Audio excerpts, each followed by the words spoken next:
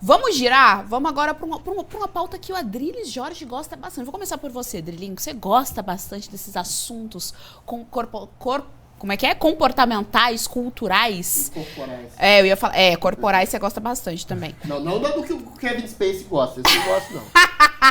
Vamos lá. Essa matéria é muito boa, porque eles têm uma repercussão muito grande. O Kevin Spacey e a morte do Me Too é uma coluna da revista Oeste sobre a absolvição do astro de Hollywood. É mais um golpe contra a irracionalidade do movimento.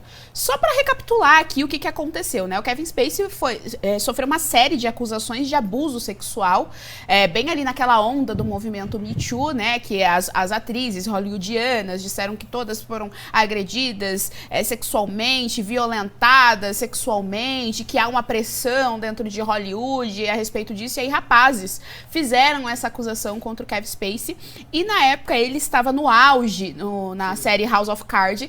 A carreira dele foi completamente destruída. Ele imediatamente saiu da série, né? A Netflix, que era a produtora, assim, as acusações, né? Eram sérias, graves. A produtora na época era a Netflix, ela tirou ele, inclusive despenca a audiência também. Eu assisti só a primeira temporada, mas todo mundo diz que depois ficou muito ruim sem a presença desse ator, e agora ele foi absolvido das acusações, não houve, portanto, então, comprovação de que ele cometeu o crime. Esse caso me lembra muito o caso emblemático do Johnny Depp, que teve a vida destruída, e na verdade a vítima o tempo todo era o Johnny. Não que ele fosse lá um excelente, excepcional homem, não é nem essa questão, a gente sabe que ele tem um problema seríssimo. A gente sabe que ele tem um problema seríssimo com álcool e tal. Mas a vítima naquela situação da Amber era o Johnny. A Amber era uma carrasca, a mulher era quase uma psicopata, tratava ele super mal. E ele perdeu contratos, ele perdeu muito dinheiro, ele foi completamente atacado pela mídia. E quando se comprovou que ele é inocente, a gente nunca tem a resposta de volta na mesma proporção. Quando é para comprovar a inocência, nunca é proporcional, Adriles. Virou uma indústria, né? A indústria da acusação de abuso. A gente tem casos aqui no Brasil, inclusive, o próprio Márcio Smelling, que foi acusado por umas 6 ou 7. Quando você acha assim, mas 6, 7 pessoas querendo acusar um cara, pode ser, primeiro quando você cria um clima de histeria, de achar que tudo é abuso.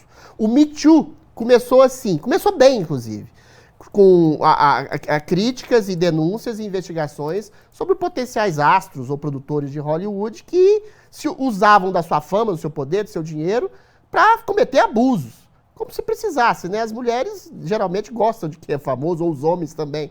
E, entre aspas, aí o Harvey Weinstein, que era um produtor, esse sim, tirânico, abusador, estuprador, foi condenado e cometia mesmo abusos, foram comprovados, estupros, gravados. Então, eventualmente, só que aí virou uma disseminação de tudo e qualquer coisa e virou abuso. O Dustin Hoffman tocou no meu joelho em 1981.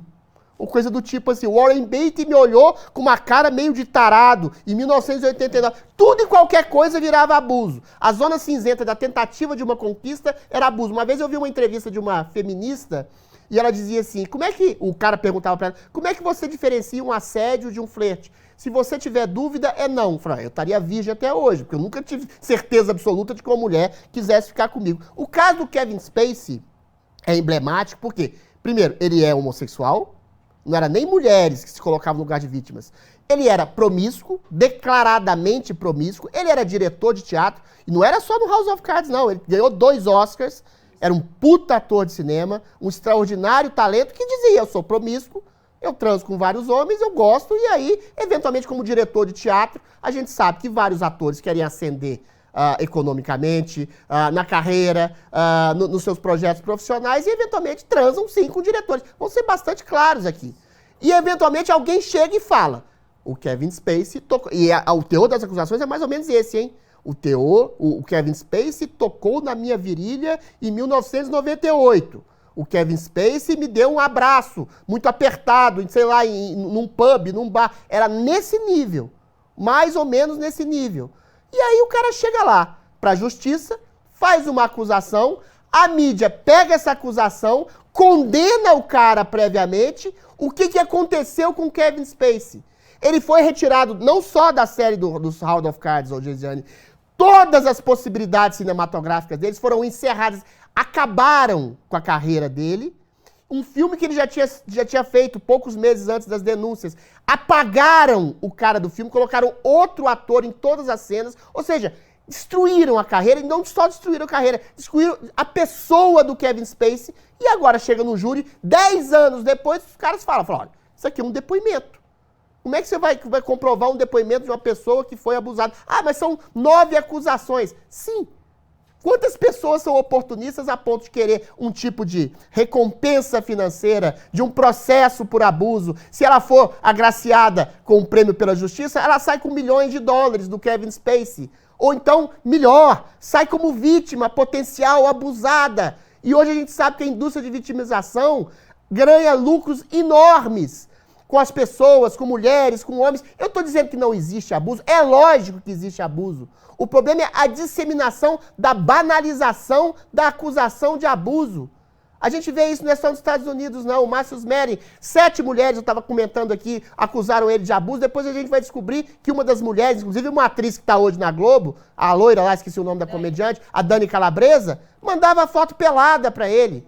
Um dia depois da acusação de abuso, ela estava ligando para ele no WhatsApp, dizendo, chefinho, vamos pra Disney, você é meu amorzinho. Pô, então assim, é nesse nível. Se um gay ou se uma mulher diz que foi abusado, e vai lá na Globo, vai lá no UOL, vai lá no Washington Post, lá nos Estados Unidos, o pessoal lá que já é progressista, que já é esquerdista, que é da turma, quanto mais abuso, melhor, diz, ó, o Kevin Spacey é um tarado abusador, o Márcio Smelling é um tarado abusador, o Zé Maia é um tarado abusador. Todo mundo vira tarado abusador até que se prove o contrário.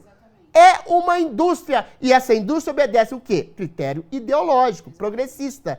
Todo e qualquer flerte, todo e qualquer olhar, toda e qualquer aproximação é abuso. E se você não se aproximar, e se a pessoa, a vítima, a potencial vítima, sempre tem razão. Se a mulher te acusar, meu filho, se o gay te acusar, meu filho, você tá ferrado. Exatamente por causa dessa ideologia progressista de vitimização que a gente vive no Brasil e no mundo. Essa razão, na verdade, a grande questão é essa razão, as piadas é, na verdade, o fruto do movimento feminista infiltrado dentro da cultura ocidental.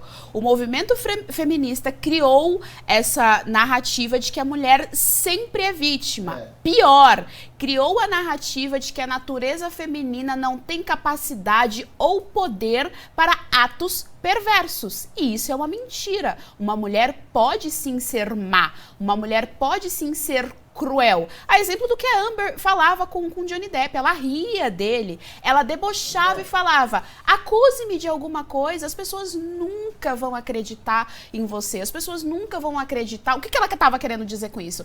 Que ela, bonita, loirinha, rostinho angelical, as pessoas nunca acreditariam que por trás daquele anjinho, na verdade, tinha um demônio, que a mulher era o capeta na vida do cara, que ela, inclusive, agredia, né? Tinha ali umas violências, ela xingava, ela filmava ele, constrangia, espalhando as imagens.